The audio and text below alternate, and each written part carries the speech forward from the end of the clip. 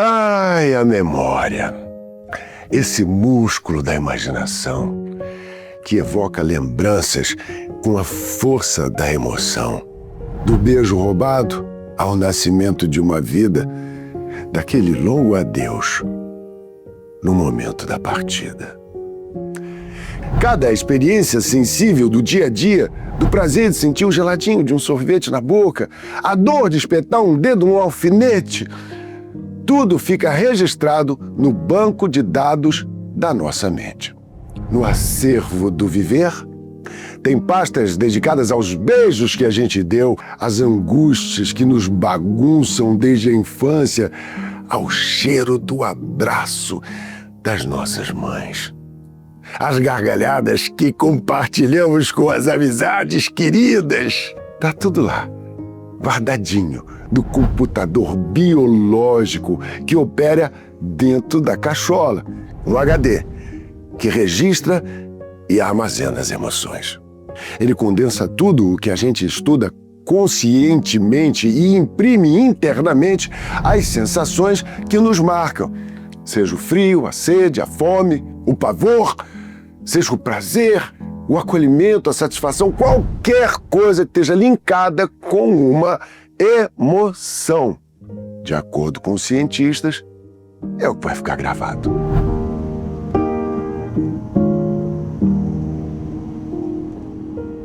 Nesse disco rígido feito de células, estão as pessoas que fizeram e fazem parte da nossa vida. Um filme campeão de bilheteria digno de Oscar, com seus momentos de comédia, com sequências tristes, às vezes com cenas de ação. A vida, como dizia o célebre em inglês Sam William Shakespeare, é cheia de som e fúria. É ela que desenha nessa biblioteca de prateleiras intermináveis da nossa recordação. Mas o que acontece quando essa nossa organização entra em pane e a gente não consegue mais acessar os dados que deveriam ser essenciais para a nossa vida? Nesse espetáculo que é o viver, o drama toma o palco no momento em que a gente olha para uma pessoa que parece ser importante, por vezes essencial ao nosso afeto, e nós não conseguimos nos lembrar de quem é ela. Do outro lado, para quem assiste a nossa vida de perto, o sinal de alerta toca forte quando um filho visita um pai ou uma mãe e percebe que já não é mais reconhecido, que deixou de ser lembrado não por ter magoado sua família ou por ter ficado distante. Ele deixou de ser lembrado porque o Alzheimer chegou. Você olha e diz: pai, sou eu. Mas a lembrança não veio. É punk, velho. É sofrido. É nesse terreno delicado que a gente pisa hoje, devagarinho, para não acordar as dores. Mas nós vamos junto, acolhendo com o coração. Aqui, nessa nossa comunidade, para lembrar que muita gente divide esse mesmo problema e que se pode, através das experiências e vivências dos outros, encontrar maneiras de enfrentar essa inexorabilidade da vida. Vem comigo? Então respira e roda a vinheta.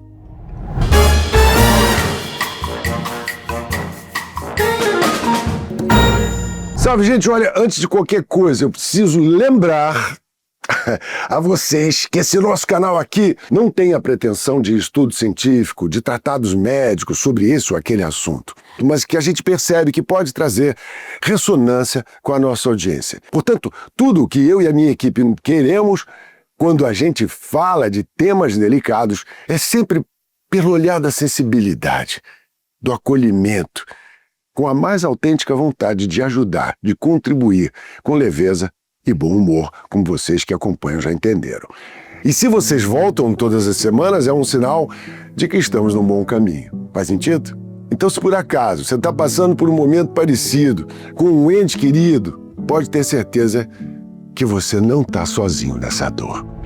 Quer que eu mostre uma mágica para você? Por que você não vai se vestir antes? Mas agora? Sim? Não, agora não. Sim. Não. Hoje no Brasil, segundo o último censo feito pelo Sistema Único de Saúde, o SUS, 1,2 milhões de pessoas lutam contra o mal e 100 mil novos casos são diagnosticados por ano. Falar, botar para fora, é ainda um bom remédio para atenuar o sofrimento que essa condição neurológica provoca em quem luta direta ou diretamente contra ela. No momento em que esse episódio for publicado, 57 milhões de pessoas em todo o planeta sofrem com o mal de Alzheimer. Foi criada até uma data, Fevereiro Roxo, para que o mundo se conscientizasse dos sofrimentos inerentes a esse mal que conjuga o verbo esquecer sem dó nem piedade. É uma forma de conscientizar a população sobre a importância do diagnóstico precoce. Todo ano, ao longo do mês de fevereiro, hospitais, Brasil afora, municiados por informações da organização não governamental Alzheimer Association, fazem campanha para explicar como é que essa condição pode ser um inimigo silencioso que toma o território da nossa mente sem se fazer anunciar. Ao sentar praça, ele inicia um processo gradual de apagamento de dados, de informações. Aos poucos, as coisas vão se perdendo sem muita chance de recuperar o que se esvai. Machado de Assis dizia que esquecer é uma necessidade. O autor de Dom Casmurro defendia que a vida é uma lousa em que o destino, para escrever um novo caso, precisa se apagar o que estava escrito antes. Mas o argumento do criador de Capitu e do Bentinho falava de uma escolha, considerando que apagar o vivido era uma opção de cada um, ou no mínimo, uma tentativa consciente. Ou seja, a ideia de Machado era que a gente escolhe esquecer, ou pelo menos tenta esquecer aquilo que nos consome, que nos aflige. Mas espera aí. E quando essa decisão nos é negada? E algo decide esquecer por nós. Algo que esquece a tal ponto que leva embora não só aquilo que a gente prefere não lembrar, esquece até de quem nós somos. Pois é, o Alzheimer é capaz disso. Segundo pesquisas do Programa de Residência e Geriatria do Hospital das Clínicas da Faculdade de Medicina de Marília, coordenados pelo professor Ricardo Komatsu, é muito comum que os sintomas iniciais da doença do Alzheimer sejam confundidos com processos de envelhecimento normal. Essa confusão tende a adiar a busca por orientação profissional. E não é tão raro que a doença seja diagnosticada tardiamente. De acordo com a ciência, o Alzheimer não tem cura atualmente. É uma doença degenerativa, progressiva e irreversível, o que significa que os danos cerebrais causados pela doença não podem ser revertidos. No entanto, existem tratamentos que podem ajudar a controlar os sintomas e melhorar a qualidade de vida do paciente. João dos Reis da Fonseca, pai de um dos redatores aqui do nosso programa, e que eu faço questão de louvar o trabalho dele, que é um dos caras mais inteligentes, mais sensíveis que eu conheço. Rodrigo Fonseca, que é também, na minha opinião, o maior crítico de cinema da atualidade. Está aqui com a gente. Pois bem, o pai dele serenou faz 10 anos. Foi para o andar de cima ter com Deus, depois de passar 7 anos na mão do alemão, como a gente costuma dizer, que é o apelido, né? Uma referência ao médico germânico Alois Alzheimer, um psiquiatra e neuropatologista conhecido por ter sido o primeiro a descrever e nomear a doença neurodegenerativa que hoje leva o seu nome. Seu João dos Reis passou por isso. Em 2008, ele esqueceu o nome da neta, a Thaís, numa reunião de família, mesmo sendo um avô super dedicado e carinhoso. Na mesma época, esse português, nascido na aldeia de Almamar, deixou de encontrar seus 2 objetos de estimação mais queridos, uma boina comprada lá na terrinha e um canivete, embora os 2 ficassem sempre guardados no mesmo lugar, numa gaveta na sua cômoda. Ele passou a se perder com muita frequência e depois começou a olhar para sua mulher, Dona Maria, com quem teve casado há mais de 40 anos, e custava identificar, sem entender por que ela o chamava de meu amor. O filho caçula, com quem sempre foi agarrado, desapareceu subitamente das suas recordações. E passou a olhar para ele como a ver um estranho. E de vez em quando perguntava: quem é você, seu moço? Eu vivi, pessoalmente, isso com o pai da minha esposa, um advogado renomado em Londrina. E a gente demorou para sacar que ele estava rateando. Sempre muito astuto, sagaz, competentíssimo. Seu Alencar, às vezes, ficava sentado na sala e o povo passava de um lado para o outro, ele ali olhando, quieto. Quem são essas pessoas, né? Possivelmente ele devia estar pensando. Aí um dia eu fui levar o meu neto no neurologista, o Felipe, que mora na Austrália. E quando ele ouviu, ele virou e falou assim: Nelson, posso ir com vocês? Eu digo: ué, claro, seu Alencar, vamos embora. Aí foi muito bacana que a gente pegou ali um táxi, 3 gerações, o neto, o avô e o biso. E quando a gente chegou lá, o médico atendeu o Felipe, que estava marcado, depois ele atendeu a mim. No final eu olhei para o Alencar e falei: Alencar, você quer fazer a consulta no meu lugar? Tudo bem, Doc? Ele falou: tudo bem. Doutor, tudo bem? Eu vou sair. Você não precisa sair não, Nelson. E aí ele falou: então, o que eu posso te ajudar? Ele falou assim, doutor, de vez em quando eu estou andando em Londrina, eu paro numa esquina, eu não sei como é que eu fui chegar naquele lugar, o que eu estou fazendo ali, para onde que eu vou e nem para onde eu devo voltar. Ou seja, eu fui completamente perdido. Foi a primeira vez que ele manifestou uma coisa que a gente já estava sacando. Ele virou um dia para a neta dele e falou: estão me tirando a única coisa que eu prezo na minha vida, que é o meu conhecimento e as minhas memórias. É pesado. E só quem convive com quem tem o Alzheimer, porque às vezes é muito mais difícil essa convivência, é que sente na pele. Pelo fato de a gente estar durando mais, essas condições também estão cada vez mais presentes nas nossas vidas. Esse negócio de envelhecer, de oxidar, melhor dizendo, né? Falta peça de reposição no mercado, tem modelo que saiu de linha faz tempo, não é? E a gente acaba se defrontando com esquecimentos, às vezes memórias recentes.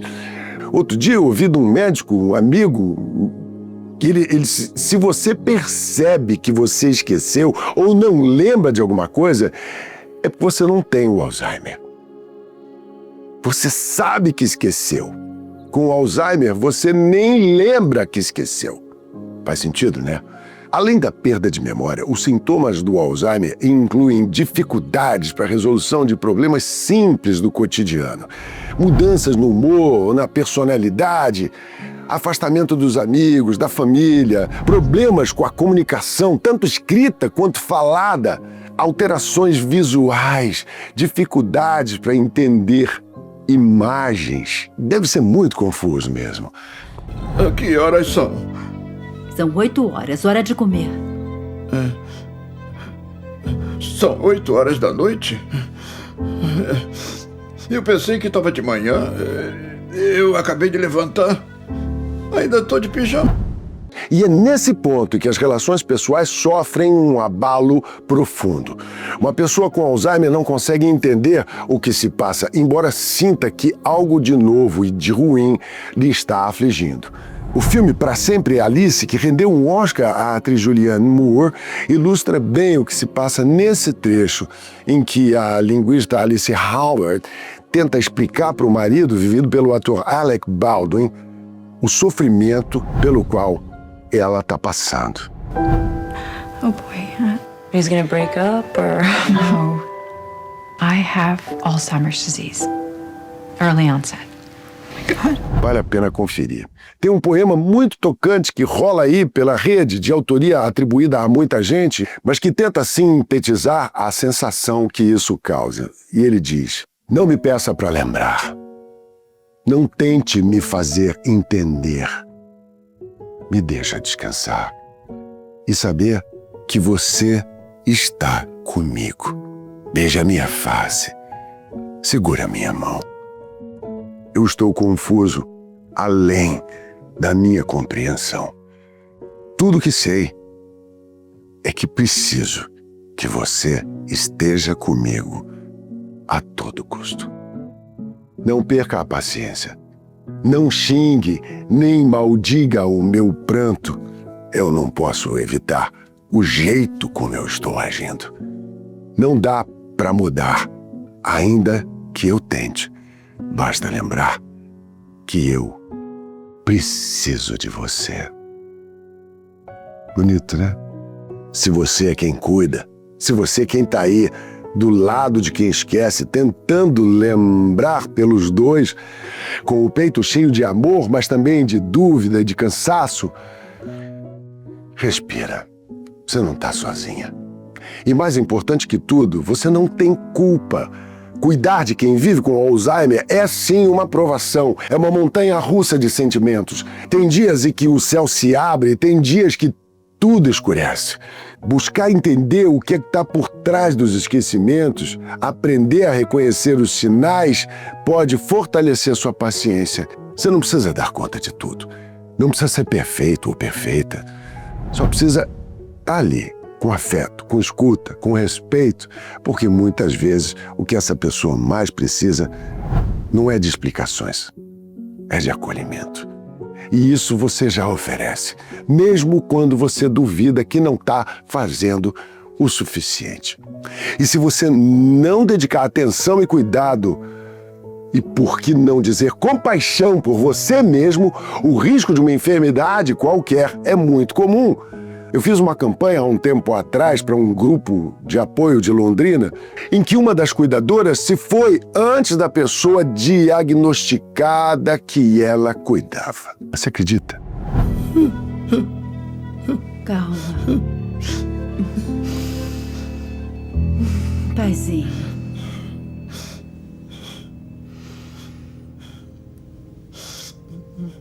Pesquisando sobre o tema, eu topei com um perfil muito interessante que eu faço questão de te indicar. O perfil é da Luziane, com Z, @Luziane, com Z, cuidando de idosos. Eu vou deixar o link aqui na descrição. Lá tem conteúdo rico, prático, gratuito, feito com empatia, por quem entende de verdade o que você ou alguém que você conhece esteja precisando.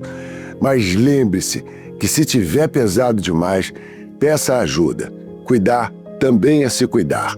Uma das regras de segurança da aviação mais importantes que a gente ouve em todos os voos é, em caso de emergência, a máscara de oxigênio cairão.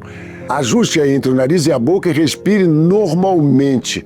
Se tiver alguém que precise de ajuda ao seu lado, primeiro coloque a máscara em você, depois na pessoa que precisa de ajuda. Então, isso é muito importante. Ou seja, se você não estiver firme, forte, seguro, vai ser mais difícil. A gente aqui tá junto. Valeu? Tá todo mundo, um anzol e um queijo, um abraço e um beijo. E até semana que vem. No mesmo canal, na mesma bate-hora, no mesmo bate-local. Aqui no nosso canal Nelson Freitas Oficial.